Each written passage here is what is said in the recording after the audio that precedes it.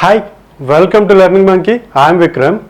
In this class, we'll try to understand the logic for hollow full pyramid. In our previous classes, we have covered the logic for full pyramid and inverted full pyramid, and also the videos before those concepts where we have discussed about half pyramid. Please watch those videos because the concepts which I have discussed in those videos are very much similar to the concept that we are going to discuss in this video. If you haven't watched those videos, please watch those videos, and every video in our channel is going to be a part of entire course or a playlist. Our suggestion is to follow the entire course so that you can have better understanding of the concepts. Now coming to this class, how the logic for the half pyramid can be generated. So now we will take the program for how the program for hollow pyramid can be generated. So in order to understand this, we will take the program for full pyramid where all the stars will get printed. So all the stars will get printed, and based upon that full pyramid program, we will try to understand how this hollow pyramid can be generated. Now coming to the program of full pyramid. So this is the program for full pyramid. This program we will try to convert it into hollow pyramid with the changes in the for loops and the if conditions. We can convert this full pyramid concept into the design of the full pyramid into hollow pyramid. How that can be done? Now coming to this program. So as we have discussed about the concept of full pyramid in our previous videos, there we have discussed that this first row is going to display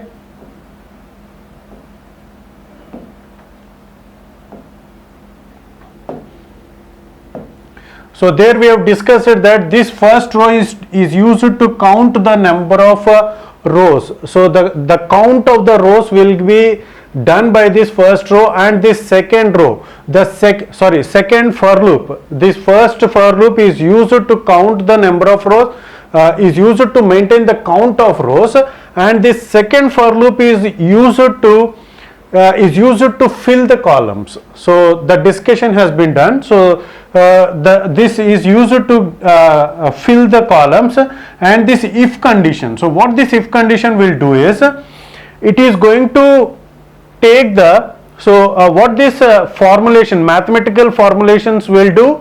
So what it will do is, we are just recapping the concept. What it will do is, from where the printing of stars has to happen. So let's take this example. For example, if you take this full pyramid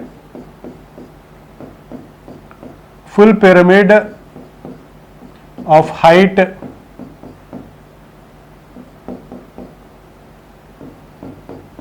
So if this is the full pyramid of height 3, so here what we have discussed there is, here it is going to iterate for five columns. So it is going to have maximum of 5 columns. So which can be obtained by this formula. The number of rows are 3. So 3 into 2 minus 1, 5. So this for loop is going to iterate for 5 times every time we come into this for loop. And this if condition, so this if condition, this is the formulation, mathematical formulation to identify from where the stars has to be printed and which spaces has to be left as empty spaces. For example, if you take this row, here the printing of the stars has to be done only for these 3 columns.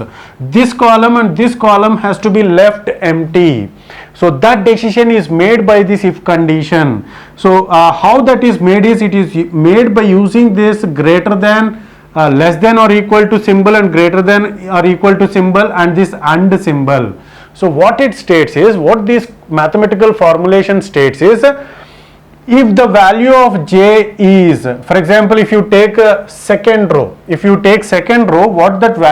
what this part of the mathematical formulation will do, and what this part of mathematical formulation will do is, it is rows minus I minus 1. Here the value of I is equal to 2. If we are here, means the value of I is equal to 2.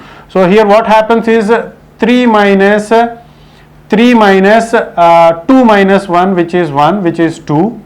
And this is 3 plus 2 2 minus 1, which is 1, which is equal to 4. For example, if you take the row numbers, it is first row, second row, third row, fourth row and fifth row. And if we are in this second row, whenever we try to print this second row, we have to start from the second row, second column, and till the end of fourth column we have to print stars. So these are the numbers within which we have to print the stars, and remaining has to be left empty, in the sense remaining has to be left empty space. So that logic has been written here. By changing this logic a bit, we can convert this into a hollow pyramid. So this is the logic for full pyramid. We are converting this into half pyramid. What is the logic is, if we are in the row which is not the last row, if we are not in the last row, then what we have to do is only the first star. So for this row to be printed, only the first star and the last star has to be printed, and all the remaining stars has to be left empty. So this star in the middle has to be left empty. So that is the logic of half pyramid, hollow pyramid. Okay, so what is the logic of hollow pyramid? Logic of hollow pyramid means, for example, if you take a pyramid of four rows, so what we have to do, this row has to be printed as hollow, and if it is a last row, then all the values has to be printed.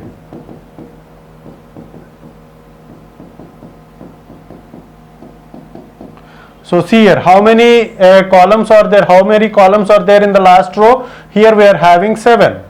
Okay, with four rows we are having 7 columns. Okay, at the last, fourth row is going to have 7 columns. Now here this has to be left hollow. Only the whenever we are when we are in the row which is other than the last row, when we are not in the last row, the remaining rows, what we have to do is we have to print only the first column and the last column with stars. All the remaining columns has to be filled empty. For example, if you take this second row which is not the last row, so the first column has to be printed with star and the last column has to be printed with star, and the remaining columns has to be printed with empty spaces. That is the logic of hollow full pyramid. So for that to happen, what we have to do is, this logic of if statement will remain the same, and this logic of for loop will remain the same, because in order to print a full pyramid or a half hollow pyramid, it has to go through all the columns. Okay, so for that this column will remain the same, but the only difference is here, if j is equal to this, which means whenever we add this is equal to, and we make this and to or, whenever we make this and to or and this is equal to, if we add this equal to, what happens is only the first row and only the last row will get printed. So what is the value with this? This value is going to remain 2 and 4, which means that whenever the value of j is equal to 2 or whenever the value of j is equal to 4, then only we have to print. What we have to print? We have to print star. And one more thing is, we have to, between this if statement and else statement, we have to add one more else if statement. So this concept has already been discussed in hollow half pyramid. Again we are trying to make you understand. So if you are continuously following the videos, then this logic is very much easy, because the discussion has already been made in hollow half pyramid. So what is this else if statement is, if the value of I is equal to rows. So what is the value of rows? For example, if the value of rows has been given as 5, which means 5 rows has to be printed. If the value of I is equal to rows, what does that mean is, because as we have discussed that the last row should always be printed with stars. For that reason, we have taken an else if statement where the value of I is equal to rows, which means that if we are in the last row, what we have to do? We have to printf.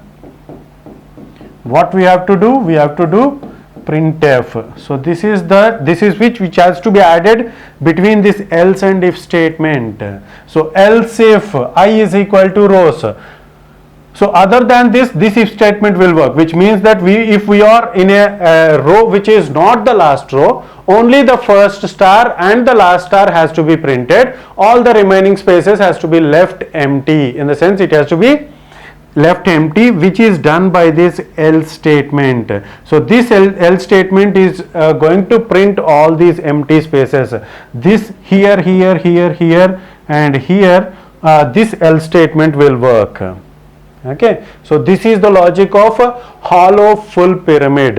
If you haven't watched our previous videos, please watch our previous videos, because it is a continuous way of explanation. Okay, so let's try to execute this program. Let's execute this program on our computer and check whether we are getting the right output or not. Let's check this on our computer. So here is the program. So see here, this is the program that we have written. All the logics has been implemented.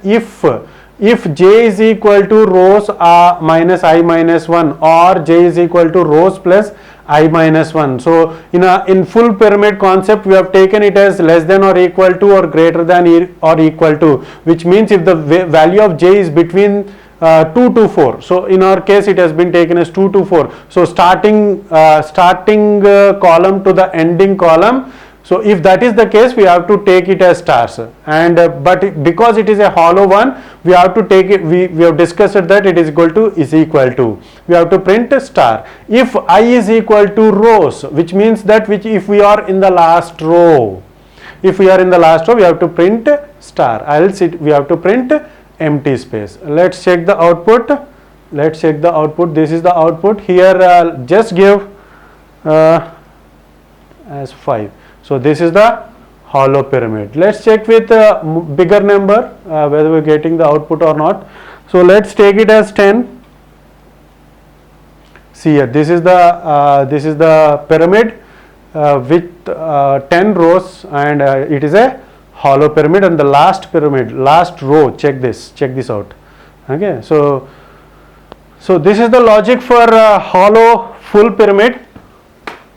Hope you got the clarity on this concept. Thanks for watching. If you haven't subscribed to our channel, please subscribe to our channel and press bell icon for the latest updates. And if you have any doubts regarding this concept, please post your doubt in the comment section below. And if you feel that this video is very much helpful for you in understanding the concept of hollow full pyramid, please give us a like symbol and please share this video with your friends. Thanks for watching.